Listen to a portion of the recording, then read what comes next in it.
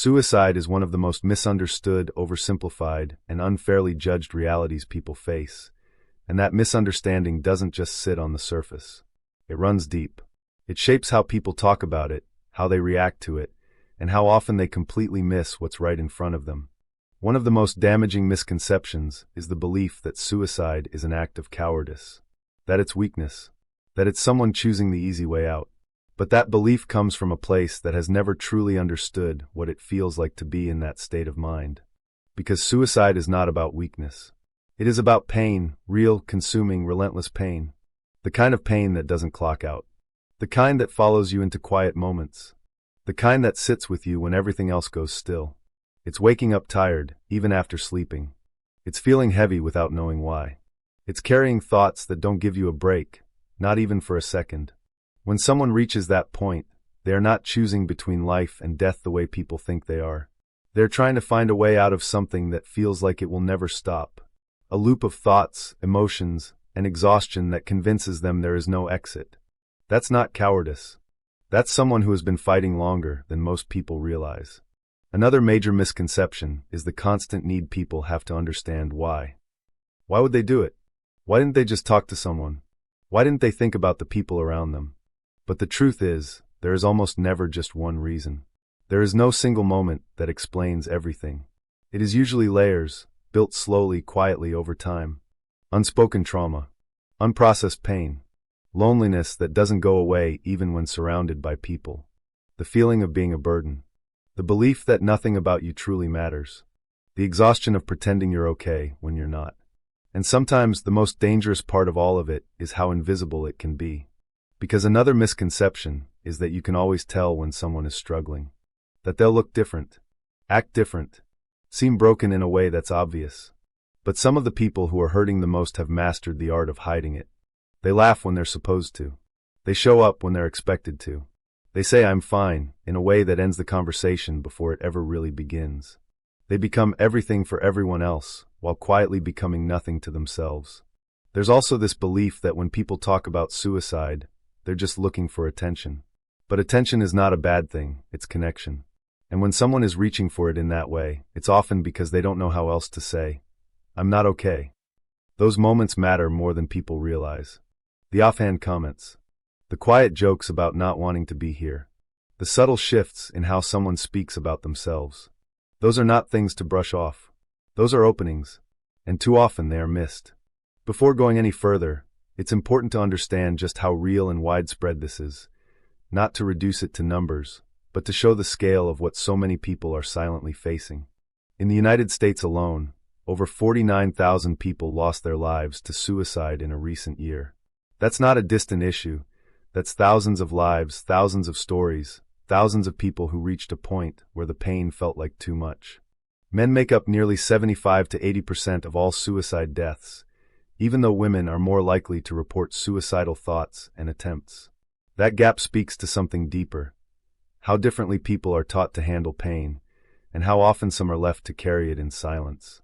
Women experience higher rates of reported depression and suicidal ideation, yet men are more likely to die by suicide, often due to isolation, stigma around speaking up, and using more lethal means. Different expressions, same struggle underneath. Among youth, suicide is now one of the top 3 leading causes of death for individuals between the ages of 10 and 24. Think about that. At an age where life is just beginning, where identity is still forming, that level of pain is already present for so many. And when it comes to veterans, the reality remains just as heavy. On average, around 17 to 22 veterans per day die by suicide in the U.S., depending on the most recent reporting. That's not just a number. It reflects the weight of experiences carried long after service ends. When you step back and look at it as a whole, the numbers tell one clear truth. This is not rare. This is not isolated. This is happening everywhere.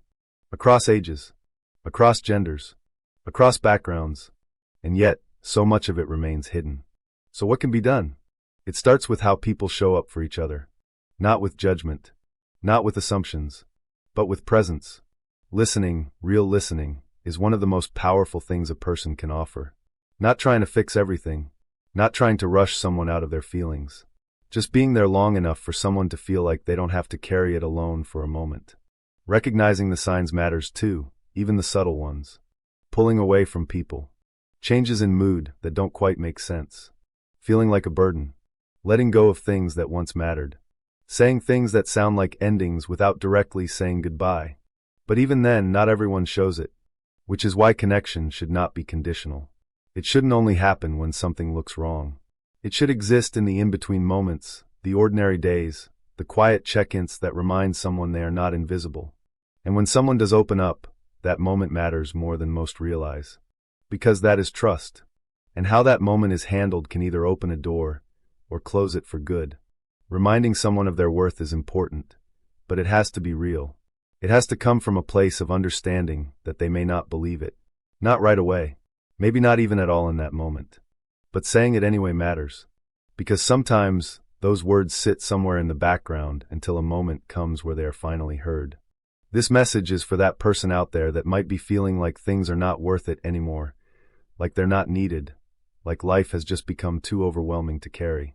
The kind of overwhelming that doesn't have a clear cause anymore. It's just there all the time. Where everything feels heavy, even the small things. Where getting through a day feels like more than it should. Where your own thoughts don't feel like a safe place to be. The feeling that you don't matter. That if you disappeared, nothing would really change. That maybe people would be better off without you. That kind of thinking doesn't come out of nowhere. It comes from being worn down. From carrying too much for too long without enough space to put it down.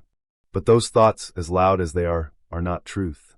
They are a reflection of pain, not a reflection of your value. Because the truth is, your absence would not be quiet. It would echo in ways you cannot see from where you are right now. In the people who remember your voice. The people who remember your presence. The people who may not say it out loud, but feel the shift if you're not there. You are not as invisible as your mind is making you feel. And even deeper than that, your life is not reduced to this moment you're in right now. Right now feels permanent. Right now feels like it has always been this way. Like it will always be this way. But it hasn't always been, even if it feels like it. And it won't always be, even if you can't see beyond it. Pain has a way of shrinking everything down to just the present moment. It erases the past and blocks out the future. It convinces you that this version of reality is the only one that exists. But it isn't. There are parts of you that still exist beyond this feeling. Parts of you that haven't disappeared, just gone quiet. The part of you that used to feel something without forcing it. The part of you that connected with people without overthinking it. The part of you that didn't feel like a burden just for existing. That part of you is not gone. It's buried under everything you've been carrying. And maybe right now, you don't have the energy to dig it back out. Maybe right now, just existing feels like too much. So don't think about everything. Don't think about forever. Don't think about fixing your whole life. Just think about this moment. About breathing through it. About getting through it without making a decision you can't take back. Because the way you feel right now, as intense and real as it is still a state. Not a definition of who you are. Not a permanent ending to your story.